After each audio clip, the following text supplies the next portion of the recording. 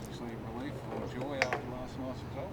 Yeah, definitely. It was more just job done, good reaction, and what the boss kind of wanted us to do.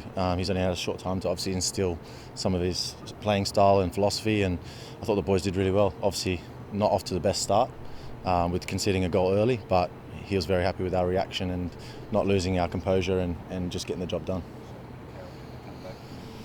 Yeah, absolutely, and not lose what the bosses wanted us to do during the game and stick to our principles and what he wants to do with our playing style, and we stuck to it, and he had that belief in us that if we kept doing that, we'll break them down, we'll get our chances and win the game, and we did.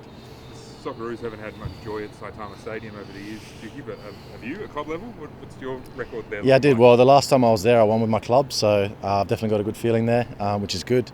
Obviously very familiar being in Japan for so long with the Japanese playing style in general. Obviously I've got a few teammates in the team as well, which will be nice. And yeah, looking forward to it. It's a great stadium and a great atmosphere and a great chance for us to really, I guess, shock the favourites, I guess. Yeah, I think most people, fans, I guess, when they look at the Japanese squad, they'll be thinking, it'll be amazing to come away with a point. Obviously you guys are strongly of the belief that you can win there. What gives you that confidence and belief? Yeah, definitely. Once all the boys got together in camp, the boss got us together and started speaking everything about his expectations, what he wants out of the group, and what he wants us to do as individuals to prepare for games like that.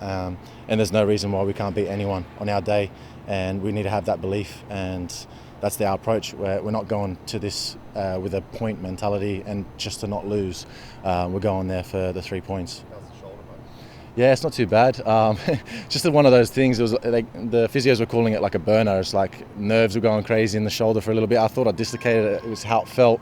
But lucky enough, they said after a few minutes it'll go away, which it did, thankfully. How keen are you to make an impact against Japan, seeing as you do play your club football there? Yeah, I think there's an extra special feeling with me actually, because I do call Japan almost like my second home. I've literally spent most of my career playing over there. So for me, it is a special game. And for me to make an impact, to be able to score a goal and help us win will be really, really good. What needs to change from last night's performance to playing Japan? I just think the finer details, better on the ball. You can see probably from the game last night, we are trying to get our connections a bit better.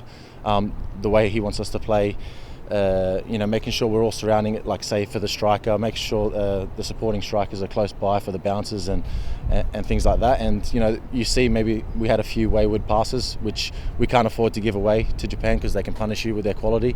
So we need to tidy those things up. And then obviously how we conceded the goal in moments like that as well.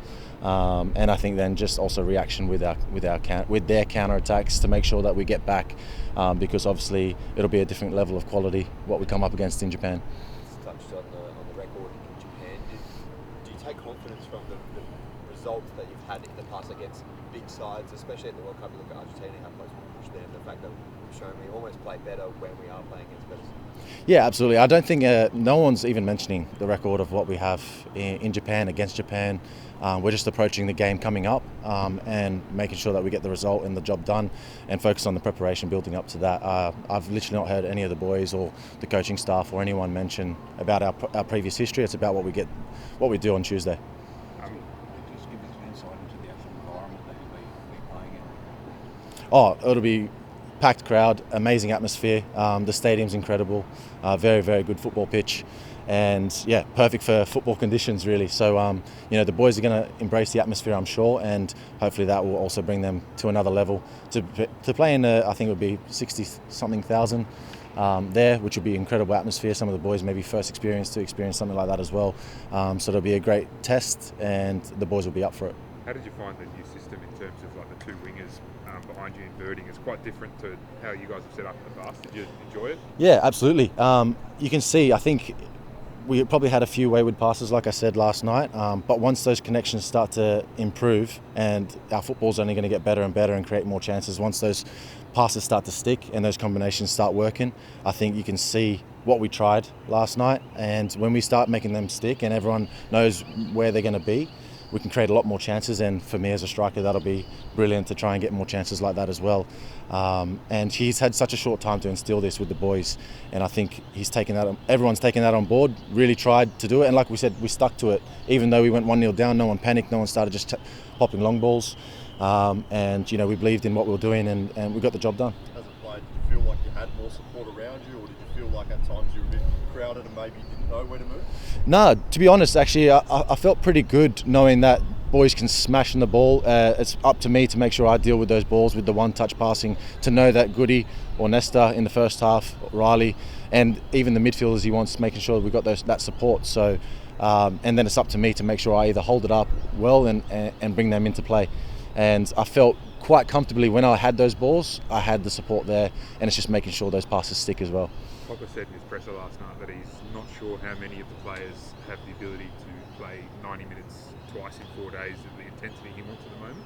How do you feel after last night? Do you think you've got another big shift in you? Yeah, I feel good, mate, and I'm up for the game against Japan as well. Like I said, I have extra motivation even for that game.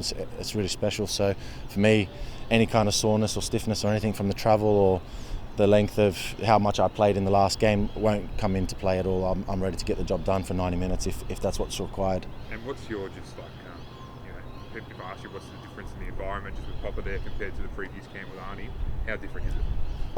It's also just very different.